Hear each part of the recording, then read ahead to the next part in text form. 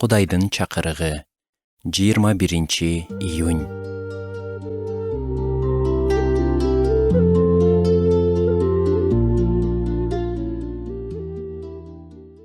Орточо эсеп менен адамдын башына күнүнө болжол менен 60 000 ой келет. Алардын 80% терс ойлор. Бирок бизде өзүбүздүн ой жүгүртүүбүзгө таасир этүүчү күчүбүз бар. Музыка бул жагынан жардам бере алат. Кээде мен жыйында отурсам да ойлорум башка жакта жүрүп калат. Бирок даңктоорлардын ырдай баштарым менен ойлорум менин көйгөйлөрүмдөн Исага жана анын мага болгон сүйүүсүнө бурулат. Өткөн жылы менде ден соолукка байланыштуу олуттуу көйгөйлөр болду. Жана менин акылым, ойлорумду таптакыр терс жакка буруп сала жаздады. Бирок мен даңктоорларын көп уга баштадым.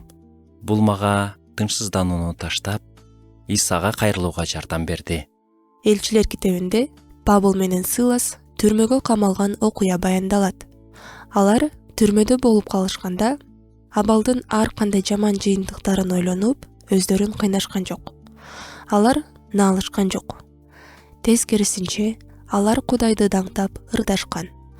Бул тууралуу Элчилердин иштери китебинде мындай деп жазылган.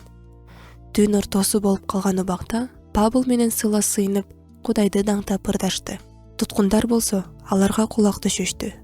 Бир маалда катуу жерде түрөө болуп, түрмөнүн пайдубалы сокулдап кетти. Ошол замат баардык эшиктер ачылып, баардыгынын кишиндери бошоп калды. Наалуунун ордуна даңтап ырдоо. Бул башка туткундар үчүн күчтүү күбөлүк болду. Атүгүл түрмө сакчысы да Павыл менен Силастын ишениминен улам толугу менен өзгөрдү. Алардын даңктоону тандашы жана жаман ойлордун ордуна Машаяк тууралуу ойлонушу таң эрте түрмө сакчысынын жана үй бүлөсүнүн Исага ишенишине алып келди. Жашоодо биз көп кыйынчылыктарга туш болобуз. Бирок биз даңктоорларын ырдай баштаганда акылыбыз Исада тынчтык табат.